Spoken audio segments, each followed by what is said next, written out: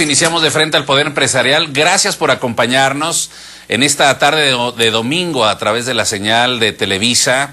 Y también saludamos con mucho gusto a quienes nos sintonizan en nuestra emisión de martes por la noche a través de la señal de 8 TV. Saludamos a toda la República Mexicana y también al sur de los Estados Unidos. Con este inicio del 2016 cumpliremos 15 años de frente al Poder Empresarial. Muchas gracias, de veras, por acompañarnos. Y hoy vamos a tratar un tema que, ha sido motivo de discusión, de debate, ha sido motivo hasta de amparos. Y yo debo aceptar públicamente que conozco poco de la materia. Es más, para no declararme neófito en la materia, debo decir que conozco muy poquito, a menos en términos de información que ha trascendido, sobre un tema que siento que sí impacta en términos de desarrollo y competitividad y que tiene que ver con algo que se llama código urbano. Por supuesto, suponemos que esto nos remite a los desafíos más importantes de la ciudad. Por eso yo quiero agradecer muchísimo a quienes hoy nos acompañan aquí en este programa. Está con nosotros Eric González Santos, director técnico de Canadevi. Canadevi es Cámara Nacional de Promoción y Fomento de la Vivienda. De la Vivienda. Es Delegación Jalisco. Delegación Jalisco. Bienvenido, Eric. Gracias, mucho gusto, muy amable. Gracias por acompañarnos. Gabriel Ibarra Félix, él es consejero estatal de Desarrollo Urbano y además ex procurador de Desarrollo Urbano. ¿Es correcto, mi querido Gabriel? Sí. Bienvenido. Gracias por acompañarnos. Jesús Torres Vega, vicepresidente de Gestión Urbana y Vivienda. Gracias, bienvenido, mucho gusto. José Trinidad Padilla López, expresidente de la Comisión de Desarrollo Urbano de la pasada legislatura. Mi querido José Trinidad, bienvenido, gracias por acompañarnos. Muchas gracias. Gracias que nos acompañes. Gracias. Muy amable. A ver, vamos a empezar por la definición. Mi querido Gabriel, ¿qué es el Código Urbano? De manera muy... El Código Urbano debería de contener las bases generales para que los municipios emitieran las normas en materia de urbanización y edificación. Debería de contener. Debería de limitarse a bases generales y eventualmente también, como también la misma reforma lo establece, emitir los reglamentos supletorios. Esto es, que al municipio que no emita su reglamento, ¿cuál va a tener que aplicar? Bien, eso sería. Digamos que es el marco normativo. El marco normativo para el municipio. Para el municipio. Para el municipio. Miren, es un problema de concepto que deriva de la reforma constitucional de 2000. La ley en materia municipal, como sería el Código Urbano, no está dirigido para que lo acate el ciudadano. Está dirigido para que lo acate el municipio en el momento de emitir sus reglamentos. ¿Y dónde, Código Urbano aplica solo en la ciudad, ahora el área metropolitana? Bien, el Código Urbano, si bien hemos conservado el concepto de urbano, ya en la propia Constitución como materia está definido como ordenamiento territorial y desarrollo urbano. Esto es, ordenamiento territorial es las normas que regulan las actividades en todo el territorio. Sería aplicable entonces en todo el territorio y en particular al referirse a desarrollo urbano a la actividad de ¿qué? Los asentamientos humanos. Los asentamientos humanos. Que es la actividad posiblemente más fuerte que los municipios que los ciudadanos desarrollamos en nuestro territorio. Perfecto, muy bien.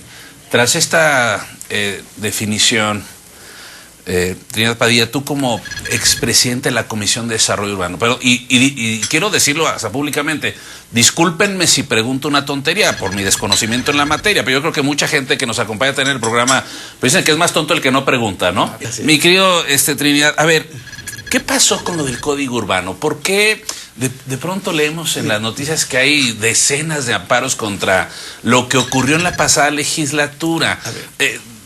Eres un académico, sí. Ilústranos qué pasó. Mira, brevemente, y abundando en lo que dijo Gabriel ahorita, hay que recordar que el Código Urbano es lo que vino a sustituir a la anterior Ley de Desarrollo Urbano que había en el estado de Jalisco. Es un compendio de todas las leyes aplicables en materia de desarrollo urbano, como su nombre lo indica. Okay. Esto se refiere, obviamente, o impacta de algunas maneras las políticas de vivienda, que tiene que ver con las políticas de ordenamiento del territorio urbano, no solamente de las zonas metropolitanas, sino de cualquier asentamiento urbano importante en el estado de Jalisco. Entonces, se hizo una revisión de este código por una serie de asuntos que necesitan periódicamente, toda ley necesita estarse revisando. La de los seres humanos es dinámica y por lo tanto las reglas que los regulan también son dinámicas, van adaptándose, van cambiándose en la medida que se hace más compleja la realidad en la que viven los seres humanos. Las ciudades, las grandes ciudades son complejas, había que revisar algunas disfunciones que ya había en el código urbano y para ello se puso en marcha un proceso de consulta muy amplio. Se hizo una reforma que nos llevó más de año y medio, poquito más de año y medio en hacerlo, a partir de 8 iniciativas diferentes de diputados de la 60ª legislatura, pero que fueron tomadas en cuenta, pero a través de un proceso de consulta en donde privilegiamos a uno de los órganos más importantes que hay para la consulta de todo este tipo de temas en el estado de Jalisco, que es el Consejo Estatal de Desarrollo Urbano. El Consejo Estatal de Desarrollo Urbano es un órgano de consulta del Poder Ejecutivo del estado de Jalisco, en el que están representados organismos de la sociedad civil organizada, como los colegios de arquitectos, ingenieros, la Cámara de la Industria de la Construcción. O sea, ustedes mismos, pues, sí, están ahí sentados, en un asiento. Organismos sindicales, están representadas 3 universidades, las 3 que han sido consideradas las 3 universidades más grandes o más importantes, que es la de Guadalajara, la Autónoma y el ITESO. Están representados también organismos académicos como el ICOMOS y algunas otras cuestiones. Y también forma parte de ese consejo algunas de las dependencias del gobierno que tienen que ver en materia de desarrollo urbano. Obviamente la Secretaría de Medio Ambiente y Desarrollo Territorial, la Secretaría de Infraestructura y Obra Pública, la de Vialidad y todo eso, porque una ciudad, obviamente, también todo lo que hagas en materia de desarrollo urbano tiene que ver con el tema de la movilidad, o sea, vialidades, la infraestructura urbana para eso, tiene que ver con el tema obviamente de todos aquellos polígonos que deben ser... Lo ambiental, desde luego, lo ambiental. Si la política es propiciar un desarrollo armónico de las ciudades que sea sustentable, no puedes no tomar en cuenta, obviamente, todas las políticas que tienen que ver con la conservación de espacios territoriales que son importantes para la conservación de equilibrios ecológicos, para la conservación de biodiversidad, en fin, para toda una serie de cuestiones. Entonces, se hizo esta reforma y yo diría que de todas las reformas, porque se reformaron más de 170 artículos, se adicionaron otros 3 nuevos, o sea, fue una consulta y una reforma de gran alcance. De gran calado. El 99 o por lo menos el 95% de todo lo que salió de esa reforma, pues no ha sido realmente cuestionado. O sea, creo que fue en términos generales, creo que fue una reforma afortunada. Pero sí hay 2 o 3 temas que yo identifico que han resultado polémicos. Esos son a los que tú te refieres. Es correcto. Que han dado lugar a los amparos y a esa cuestión. Tenemos que hacer una pausa y regresamos con ese tema. Ahorita y ya regresamos con la participación de ustedes. Hacemos una pausa y regresamos con estos artículos que han generado... Que son los que yo identifico como los perfecto. problemáticos. Muy bien, volvemos.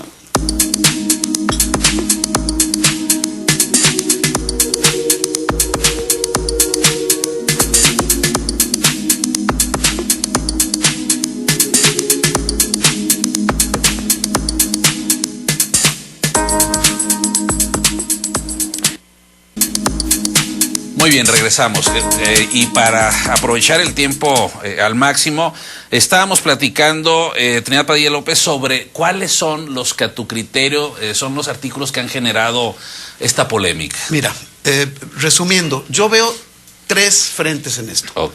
Uno que tiene que ver, que impacta por supuesto a los desarrolladores inmobiliarios, a la industria de la construcción y a la vivienda, que es el artículo 176 principalmente, y que se refiere al porcentaje de área de cesión que estaba establecido en el Código Urbano y que se modificó parcialmente para incrementar el área de cesión, el porcentaje de áreas de cesión. Ese quedó igual que como estaba antes, excepto que para desarrollos de más de 137 viviendas por hectárea se va incrementando, en suelo urbanizable, se va incrementando el porcentaje que era del 16% a puntos porcentuales hasta un tope de 24%, o sea, no puede ser más de 24% de áreas de cesión, en la medida en la que se incremente la densidad por hectárea de viviendas. O sea, grosso modo, pero digo, ellos son los que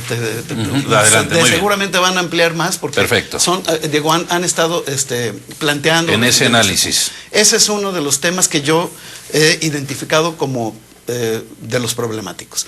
Otro de los temas es el tema de las sanciones penales que se establecen, o la idea de meter sanciones de carácter penal a algunos de los delitos urbanísticos que pueden ser, que de hecho ya algunos de ellos están definidos en el código, en el Código Penal, pero que no tenían sanciones de carácter penal, sino solamente administrativas. Ese es otro de los temas que hemos encontrado como de polémica, digamos.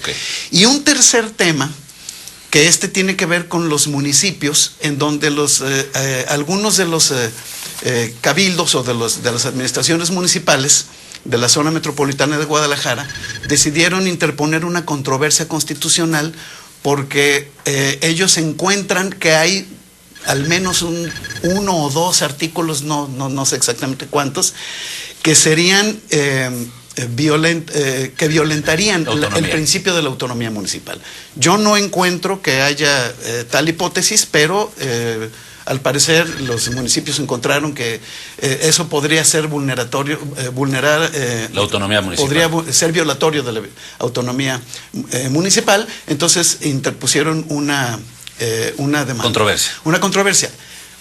Ahora, el caso de los amparos, por lo que yo me entero, por los periódicos, digamos, no tengo ahorita otra forma de enterarme, al parecer los amparos que han solicitado desarrolladores es un amparo para que no se les aplique de manera retroactiva la ley. O sea, desarrollos que están en marcha antes de la fecha de aprobación de las reformas del código. Entonces, obviamente con justificadas razones, pues temen que se les aplique la ley retroactivamente, que pudiera aplicárseles retroactivamente la ley, entonces se ampararon lo cual sería contra más, esa eventualidad. Lo cual además sería ilegal, pues. Sí, digo, por supuesto. Digo, yo entiendo que es redundante, pero entiendo la lógica de quienes lo hicieron, ¿no? Dicen, a ver, más vale protegernos antes de que pueda haber por ahí alguna autoridad que quiera aplicarlo de manera retroactiva, lo cual obviamente sería nugatorio, ¿no? De derechos, ¿no? Entonces, esos son básicamente los amén de algunas otras cuestiones que han sido señaladas, desde errores de dedo, que sin duda debe haberlos, algún otro tipo de cuestiones. Pero bueno, yo creo que en términos generales, el Código Urbano, que es un ordenamiento muy importante porque tiene que ver justamente con la vida colectiva de los jaliscienses, de la mayoría de los jaliscienses que ya viven en zona urbana, pues debe estar revisándose permanentemente y ajustándose. Por supuesto. Y desde luego mediante consultas populares. Eric González, a ver, sobre todo lo que se ha dicho, ¿cuál es la posición de ustedes? Sí. Evidentemente lo que ha dicho Trinidad es cierto, hubo una apertura en cuanto a la consulta de todos los sectores organizados de la sociedad que integramos el Consejo Estatal de Desarrollo Urbano. Quizás se perdió un poquito la brújula al llegar a la meta. ¿Por qué? Porque el proyecto final, llegar al momento de la aprobación. A la aprobación, efectivamente. Entiendo los procesos y muchos salen de la comisión que dirigía Trinidad Padilla, ¿no? Porque pasa por procesos que tienen que ser consultados por las demás comisiones del Congreso del Estado. En ese tenor hubo modificaciones que nosotros no supimos. Cuando nosotros vimos el proyecto, hubo grandes sorpresas para nuestro gremio. Ya cuando se iba a someter al pleno. Ya cuando se aprueba. Después de que se aprobó. Ya que se aprueba, porque uno no tiene acceso al documento hasta que es publicado, ¿no? Ahora, quiero hacer el comentario que anteriormente hizo Gabriel como de apertura de esta plática, y es que este código viene desde el 2009, lo dijo también Trinidad. Es un código urbano que viene como parche de las leyes anteriores, ¿no? Realmente había muchas deficiencias en el código que nace en el 2009, que siguen estando en este, ¿no? Efectivamente hay alguno de esos puntos que dice nos afecta a la industria de la vivienda. Recordemos que la industria de la vivienda es la segunda en importancia a nivel de la República como generadora de empleo. Solo lleva a la cabeza la industria automotriz, después viene la industria de la vivienda en sí, ¿no? En Jalisco es la primera, porque pasa a ser el primer punto, ¿no? Entonces, afecta directamente no nada más a los desarrolladores, sino que traslada esta problemática hacia el consumidor final, al que va a comprar una vivienda. ¿Por qué? Porque los costos de las viviendas se tienen que aumentar debido a muchas causales que vienen aquí. Un ejemplo para que lo entendamos. Por ejemplo, las áreas de cesión para destino. Que es lo que justamente hablaba Trinidad. Precisamente. Para la política internacional actualmente es el parar actualmente el crecimiento desmesurado de las urbes en expansión urbana hacia la periferia, ¿no? En concentrarnos más en suelos ya urbanizados y redensificar. Es la famosa lucha de Guadalajara, ¿no? Desde hace muchos años, el municipio de Guadalajara. Así es, efectivamente. Esto obliga que para el sector de vivienda de la Canadevi, que establece sobre precisamente un derecho constitucional de establecer vivienda digna para las familias que tienen menos recursos, la posibilidad de crecer vertical. Nosotros no crecemos más allá de 5 niveles, o sea, no es tan intenso, pero sí las cargas poblacionales van a ser afectadas por este porcentaje. Los parámetros internacionales, por ejemplo, de la Organización Mundial de la Salud, establecen porcentaje de espacios verdes abiertos y recreativos, ¿sí? Espacios verdes abiertos y recreativos, no nada más las áreas de cesión para destino. A ver, ¿qué es un área de cesión? Pues a lo mejor hasta hay que definir por ahí. ¿Qué es un área de cesión? Cualquier desarrollo inmobiliario que implique una transformación de un suelo rural a urbano, tiene por ley que entregar un porcentaje de suelo para áreas de cesión para destino. Los destinos son los equipamientos públicos para poner escuelas, para poner parques, para poner centros de salud, etcétera. Es un porcentaje de esas áreas de cesión. Entonces, ese porcentaje se ve incrementado. ¿Y por qué les afecta tanto a ustedes? Porque entonces al tener menos suelo vendible, pues el costo... O sea, les pega al negocio, les pega, y no al negocio en sí propiamente, porque los desarrolladores se pueden ir, por ejemplo, al Distrito Federal, donde el porcentaje es mucho menor, el 10%, ¿no? Y aquí es lo que decía puede ir hasta el 24%, ¿no? O se pueden ir... ¿Y eso quién lo determina? Los digamos... El tamaño, las dimensiones el porcentaje, porque es sobre el área bruta del terreno, ¿no? Se puede ir hasta el 24%. ¿Qué otro tema les afecta? Otro de los temas, bueno, de áreas de cesión, varias cosas relacionadas con lo mismo. Por ejemplo, que hoy, en base a la modificación actual del código, dice que no se pueden permutar áreas de cesión para destino que no sean en terrenos de reserva urbana. Entonces es más peligroso aún. Yo creo que para el ciudadano común, no tanto para la industria. En áreas de reserva urbana puede ser un área de conservación ecológica o fuera de los límites del centro de población, cosa que es absurda.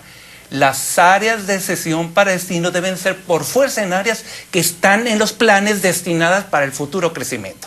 Hay con eso varios errores relacionados con los porcentajes de las áreas de cesión para destino. Tenemos que hacer una pausa y regresamos también con Jesús Torres, para que también desde la Cámara de la Industria de la Construcción nos digan su opinión y ya luego a ver si podemos, y que nos digan en qué fase van, si ya se volvieron a conectar con la actual legislatura para trabajar este Consejo Estatal. Tú eres consejero, ¿no, Gabriel? Claro. Sí. Bueno, en el caso de áreas, que es uno de los temas más discutidos, el día 15 de febrero pasado la Corte lo declaró inconstitucional en relación del con año el DF. pasado. Del año pasado. El pues, 2015. El 2015 lo declaró inconstitucional en relación con el DF, con el 10% del DF. Y Eso no significa que te vayas a quedar sin plaza, claro, pero decir, la obligación de dar, dice, es con una contribución, y tú me la vas a tener que mandar como contribución. Entonces, un tema que se insistió y se discutió, póngale el 5, póngale el 10, póngale el 30, la Corte ya dijo que es inconstitucional. Tenemos que ver otro mecanismo para poder saltar esa resolución de la Corte, que como es una resolución de las duras que son... Bueno, ahí se apela a la buena voluntad, ¿no? Eso les resuelve el problema, entonces. Sí. Pero ahorita que regresemos del corte, yo quisiera hacer un abordaje desde otro. y también es un terminar tema. Adelante. sobre la relación que hay Tenemos de que estos resolverlo. parámetros internacionales de los porcentajes de espacios abiertos que no nada más son otro- cargados hacia el particular, debe de ser para los 3 niveles de gobierno. Muy bien, hacemos una pausa. Exacto.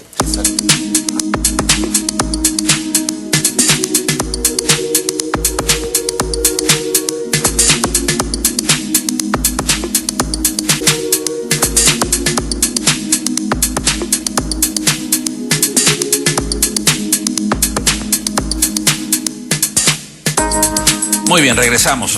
A ver, ya se está más o menos develando el misterio, ¿no? Ya más o menos vamos entendiendo. Entonces, a ver, ¿querías comentar algo, Trinidad? Pero primero, si Sí, quieres, a ver, primero, ok, porque pero faltaba el... antes, muy bien, vamos, Jesús Torres, la Cámara que supongo que debe coincidir con Canadevi también, ¿no? En estas observaciones. Sí, claro, en la Cámara de la Construcción coincidimos totalmente con Canadevi, y bueno, y en algunos otros aspectos no tanto, pero eso lo estamos revisando. Compartimos también el espíritu con que se hizo la revisión y modificación del Código Urbano. Definitivamente era necesario que se ajustara y se afinara para que se lograra un mejor consenso, una mejora regulatoria, una simplificación administrativa y para que fuera más congruente con la política nacional que se estableció para el desarrollo urbano y vivienda. Sin embargo, efectivamente, aunque coincidimos con este espíritu, no lo vemos al 100% reflejado en la modificación que se hizo.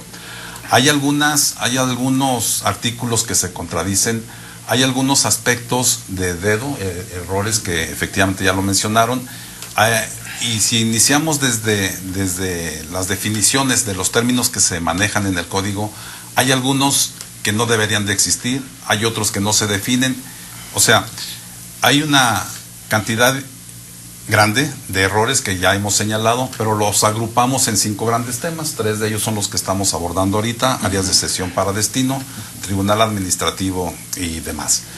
Pero también en lo que debo de hacer hincapié es que las áreas de cesión para destino no necesariamente deben de establecerse los porcentajes en el Código Urbano. Esto debería, por efectos de practicidad, trasladarse a la reglamentación municipal. Porque no es lo mismo claro, una necesidad que se tenga en un centro urbano metropolitano como Guadalajara, como Puerto Vallarta, a uno como Quitupan o como... O en Los Ocotlán, Altos, ¿no? En cualquier otra localidad. Entonces eso se debería de trasladar a la normatividad municipal. Luego, también estamos reaccionando, o se reaccionó en su momento severamente, porque efectivamente participamos como parte del Consejo Estatal de Desarrollo Urbano en las modificaciones, en la revisión y análisis. Y las propuestas, ya lo comentó Eric, no fueron totalmente reflejadas. Las propuestas que hicimos no están en su totalidad reflejadas en el documento aprobado. Sí. Entonces seguimos pugnando porque se afine nuevamente y que sea un documento que realmente cumpla con el espíritu con el que se estableció. Ya contactaron a la modificación. actual legislatura, por supuesto. ¿Y cuál es el estatus? El estatus ahorita se contactó a todos los que se tenía que contactar antes de vacaciones. Desgraciadamente se nos atraviesa la Navidad y hasta ahorita no se ha restablecido ese canal de comunicación. Estamos grabando el día que es hoy, 14, ¿no? De enero. 14 de enero. Y no han retomado comunicación. Esto nosotros como consejeros del CEDU, Consejo Estatal de Desarrollo Urbano, y además como vocales, el Consejo Directivo del CEDU es a través de vocalías. Nosotros representamos 4 de esas 7 vocalías. que se realicen las mesas de trabajo que se acordaron para entonces abordar estos revisar temas. todo lo que hemos detectado y que queremos que se afine. Oigan, a ver, dicen que la verdad es subjetiva, pero la neta es absoluta. A ver, en el tema de los desarrolladores de vivienda y constructores, la neta, ¿no es un asunto de negocio lo que les está incomodando? En parte, pero al final lo que pasa con la aplicación estricta de cómo está ahorita el código va a encarecer la producción de vivienda. ¿Y quién lo va a pagar? El adquirente final. Y lo que va a ocasionar es importante. Por supuesto que es un negocio, tanto para las cámaras que nos dedicamos a eso, ¿no? Claro. Pero el producto final se va a encarecer. Eso va a ser pérdida de subsidios, porque hay subsidios que establece parámetros del gobierno federal. Jalisco, decía, está entre los 6 estados de la República Mexicana puntera en materia de acciones de vivienda. Sin embargo, es el que tiene el mayor alta en tasa de pagos por impuestos y derechos. Si aún así le aumentamos todos estos agravantes que van a encarecer la vivienda, nos vamos a salir en parámetros.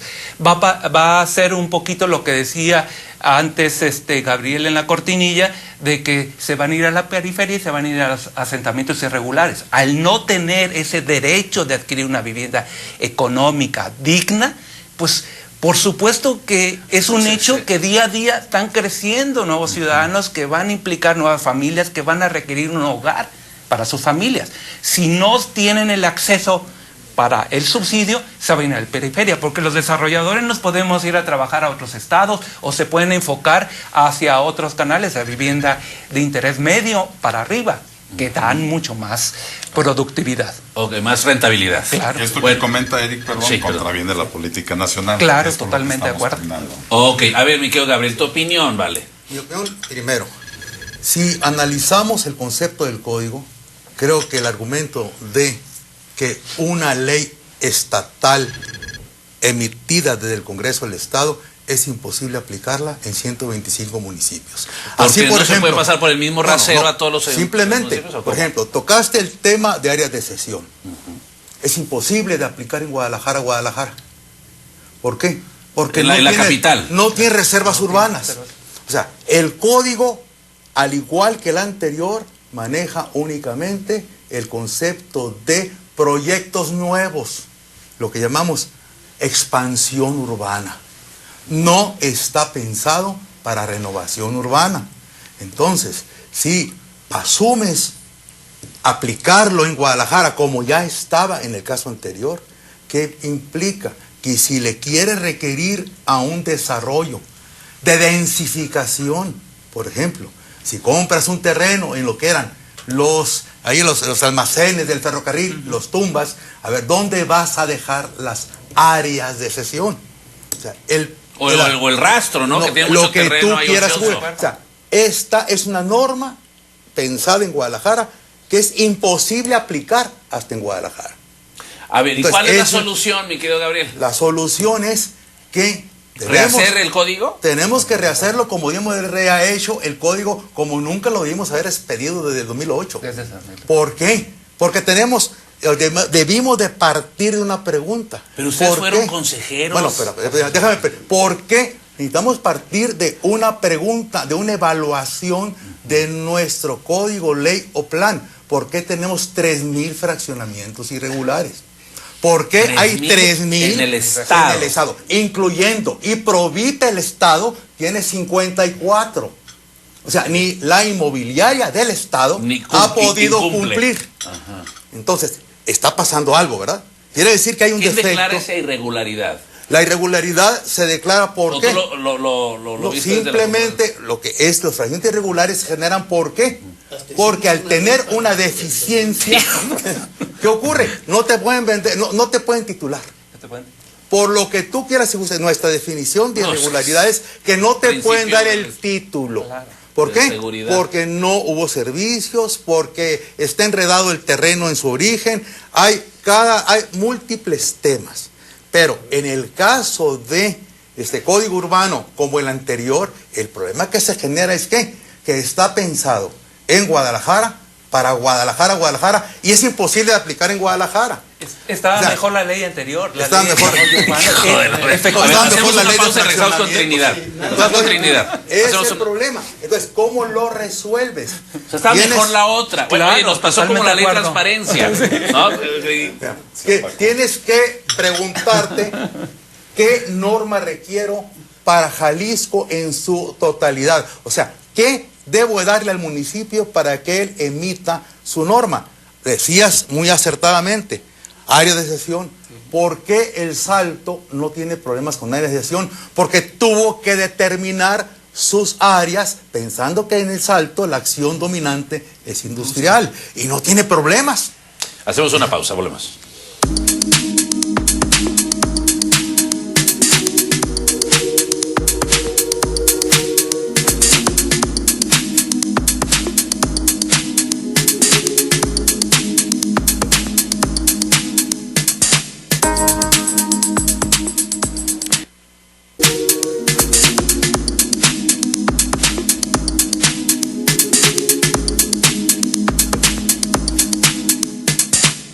Muy bien, regresamos con este tema del Código Urbano. Nos queda muy poco tiempo.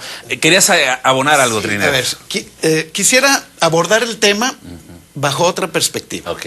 Porque si no, digo, por supuesto que bajo la lógica que se ha estado argumentando aquí, bueno, pues sí, yo no dudo que tengan razón mis compañeros de mesa en que se encarece la vivienda social, si se amplían las áreas de sesión y todo ese tipo de cuestiones, pero eso ocurre si pensamos que las políticas de vivienda social, y subrayo lo de vivienda social, no cualquier tipo de vivienda, se deben dejar libres a las leyes del mercado o a la lógica del mercado. A la lógica del mercado. ¿Sí? Tratándose de vivienda social, hay una intervención que debe haber y debe estar planteada, y de hecho está planteada, del Estado, por supuesto.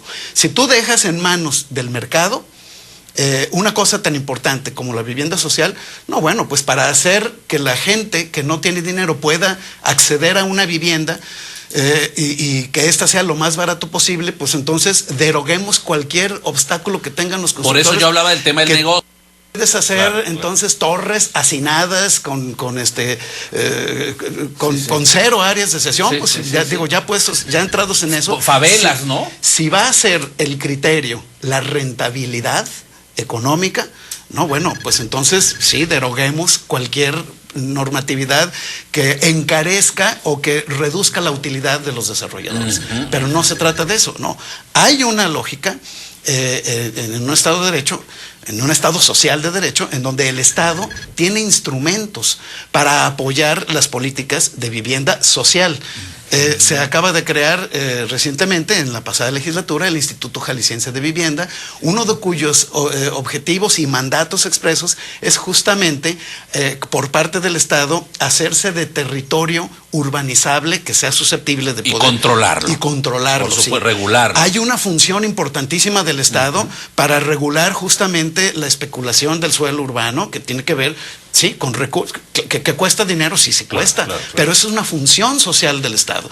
Y ahí es donde entran, justamente en esas políticas, está pensado para que entren justamente a regular lo de la vivienda. Habrá desarrolladores para los cuales no sea ya un negocio viable construir vivienda social. Pues de acuerdo, probablemente se dedicarán a vivienda de clase media a otra pero cosa. habrá otros que sí les interese, junto con el Estado, hacer vivienda social. Lo que hay que salvaguardar son políticas de desarrollo urbano que, entre otras cosas, tienen que garantizar espacio público suficiente. Guadalajara tiene, sobre todo en la zona del oriente, un porcentaje de, creo que es 0.4 metros de área verde por habitante. No, cuando pues digo, o sea, es un atentado no se cumplen social. ni de lejos con las recomendaciones de organismos internacionales como ONU Habitat, que plantean por lo menos unos 10 metros o 9 metros cuadrados por habitante. O sea, hay que cuidar que el crecimiento de la ciudad sea armónico y sea equilibrado en los espacios públicos, en toda una serie de cuestiones. Te lo tomo como conclusión. Y para eso el Estado tiene que intervenir. Sí, por supuesto. Digo, yo desconociendo yo, esa parte la coincido. A ver, a manera de conclusión, Jesús Torres, ¿qué hay que hacer, pues? ¿Qué proponen ustedes? Pues proponemos hacer una nueva revisión a este proyecto que se aprobó, pero como bien se ha comentado aquí, es un remiendo de remiendos. Debió hacerse un documento más compacto y generalizarse la normatividad en los municipios. Eso es lo que estamos proponiendo y estamos esperando entonces que se dé el tiempo y se den las reuniones que hemos estado proponiendo y solicitando. No se han llevado a cabo, pero en lo interno cada una de las instituciones estamos trabajando en la revisión y las propuestas que haremos. Y desde luego que la ciudad no se hace por decreto. Tenemos que trabajar muy duro en esto para que efectivamente sea un documento aplicable y que no se preste a doble interpretación. Muchas gracias, Jesús Torres. Eric. Coincido plenamente con Jesús en el aspecto que hay que hacer una modificación integral de veras y rehacer incluso una nueva ley, que se derogue esta, ¿no? Pero me voy a comentar lo siguiente. Por supuesto que nos interesa que haya un muy buen porcentaje de áreas verdes Además todos vivimos aquí. Claro, bueno, totalmente, todos vivimos aquí, ¿no? Claro. En la metrópoli o en las diferentes ciudades. Y el negocio tiene que alinearse también al sentido social. Nada más que no se cargue todo al sector usuario, a los estratos sociales más desfavorecidos que se le está cargando ahorita. Y yo me gustaría vivir en San Francisco, etcétera, pero ahí, nada más y concluyo con esto, en todos los demás, el Estado, y hablo municipios, y los tres niveles de gobierno aportan porcentajes extras para espacios verdes, que lo que no hacemos aquí. Gracias, Eric. Me quedo Gabriel en minuto y medio. Se tiene que precisamente evaluar la norma para ver su eficacia y tomar claramente el concepto de que estamos hablando de leyes y de normas para crecimiento. No se tiene una sola norma efectiva para renovación. La federación dice, renovemos ciudad. Ok. Renovemos ciudad. Hagamos lo posible por renovar ciudad, no crecer, renovar. Y nuestra ley no tiene... No contempla esa orientación. Está muy, digamos, muy en segundo plano. Entonces, si no tienes una norma para renovación, vas a seguir teniendo estos problemas. Otro aspecto muy importante es lo siguiente. Debemos tener muy claro lo siguiente. Un minuto, Gabriel. Sí es cierto. El particular es el que hace y construye vivienda. Pero el dinero no es ni del gobierno ni del particular. Es del trabajador, el que aporta. Y hay cajones regulados. O sea, tú tienes con tantos miles de pesos, que es la cuota que se le asigna a vivienda, tú tienes que hacer esto. No hay nada más. En verde dice Semadet que son 3 metros por habitante. No está claro y nadie ha aclarado de dónde viene la norma, que sería muy claro, muy bien, pero de dónde está y quién va a pagarla.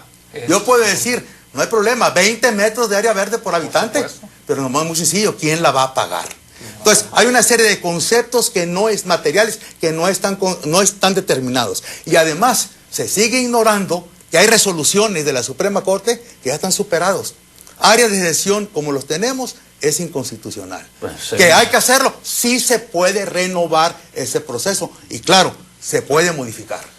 Híjole, mano, pues bueno, faltó tiempo, ¿verdad? Y ya no hablamos de lo del TAI. No, y menos ahorita. Ahorita ya nos llevaríamos a otro programa, solo con lo de Colomos. Gracias, Gabriel, gracias, Eric, gracias, Jesús, gracias, Trinidad, muy amables. Muchas gracias a usted que nos acompañó. Hasta la próxima en De Frente al Poder Empresarial.